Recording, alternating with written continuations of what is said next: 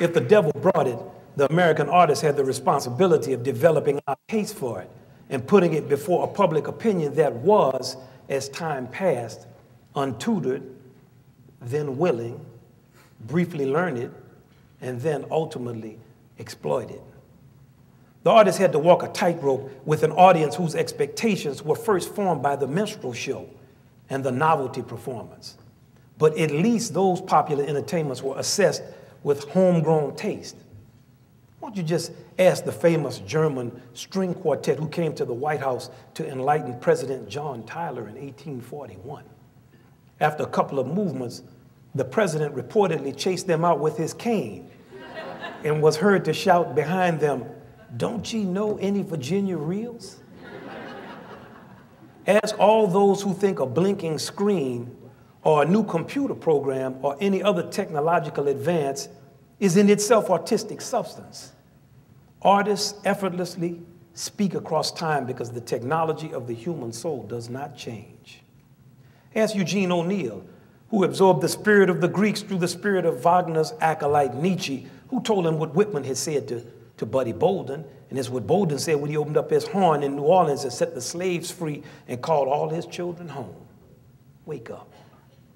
Wake up. And they all spoke the same language, the language of the soul and the mind and of the body, and they were out on prairies in the West telling tall tales and playing tunes for people to gather around. That's what they were doing, and they kept on doing it.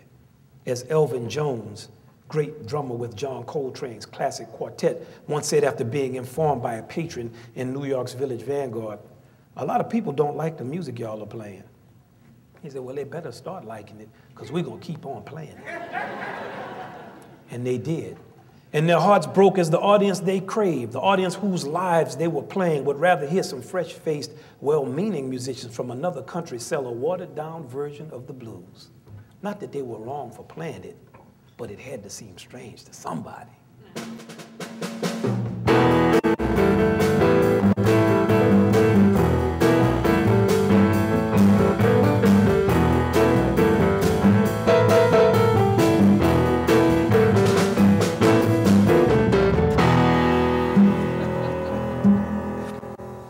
Behind the masks of poet, musician, playwright, dancer, painter, those artists will always turn your face to the fire because they speak an undeniable truth about who we are.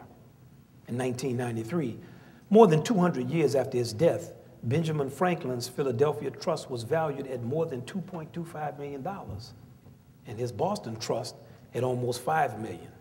The Boston people knew a little more about money. Sweeping the country at this same time was the return of the minstrel show under the guise of youth culture, and the new plantation was the inner city. Let's sample some of the misogynistic similarities between the old minstrel routine and the new, and the country ate it up. This is from a Christie minstrel songbook from 1850. "One evening at a ball, ha ha, a thick-lipped wench so raw, ha ha, she fell in love with me, ha ha, she fell in love with me. I danced with her all night, she did my finger bite. I hit her with all my might and spoilt the wench's sight, ha ha." Now let's listen to a nice sample of his 1992 counterpoint, the rap anthem, "Nothing But a G-Thing." Try to get closer and you're bound to get smacked. My little homie Snoop Doggy Dogg has got my back. Never let me slip, because if I slip, then I'm slipping. But if I got my Nina, then you know I'm straight tripping. And I'm going to continue to put the rap down, put the Mac down, and if your woman want to trip, I have to put the smack down. Yeah, and you just don't stop. I guess some things are just always for sale. And we forgot, because those drums were now machines, and we lost the memory, and we lost the meaning. And folks mistakenly thought it had something to do with being real. What's real is the fact that our country has always been enriched and expanded when the folks who don't understand one another or just plain don't like one another figure out how to come together or are forced together. And what art came from this glorious tension of slavery and freedom in Europe and Africa and new and old world and old world and old world? Those American slaves could care less about European taste. They were working with basics, and what they knew had to be adapted to this new situation. So they transformed everything they touched through improvisation, and because their situation required so much humor to survive, they syncopated.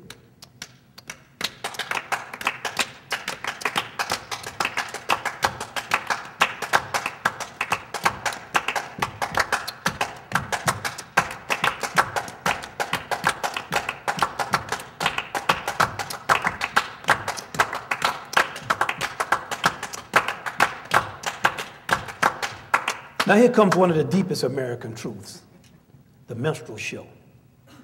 Random black folks on the plantation imitating the ways of white folks are imitated by itinerant white entertainers who blacken up and create plantation skits.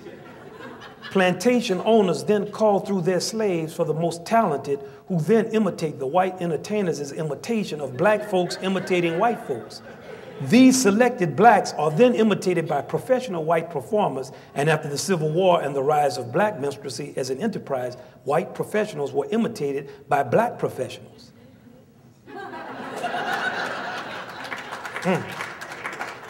Boy, that's something that would make Yankee Doodle's head spin. He told us, mind the music and the dance, and with the music, dance, comedy, and other variety show aspects of minstrelsy, generations of American show people were trained.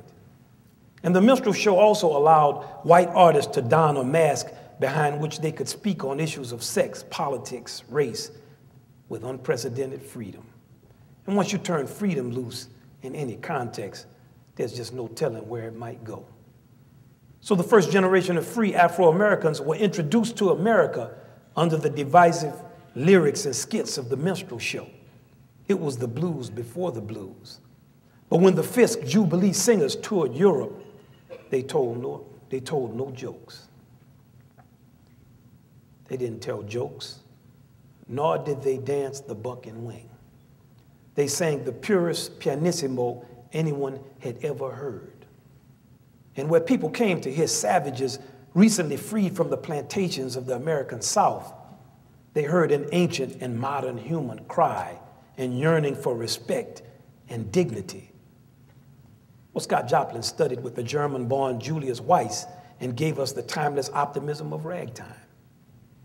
Anyway, ragtime was syncopated marches mixed up with banjo figures. And the March King John Philip Sousa, who was known to play a rag or two, lived near the Washington, D.C. neighborhood where James Reese Europe grew up. And the youngster Europe studied the violin with Sousa's bandmaster Enrico Hurley. And Europe, who was Afro-American, played music for Vernon and Irene Castle, who popularized ballroom dancing for white Americans who had come from the farms to the city. And together the Castles and Europe came up with the foxtrot, the turkey trot, the quick step, the two-step, the twist, the glide. I'm talking about the jazz age. And Duke Ellington is in D.C.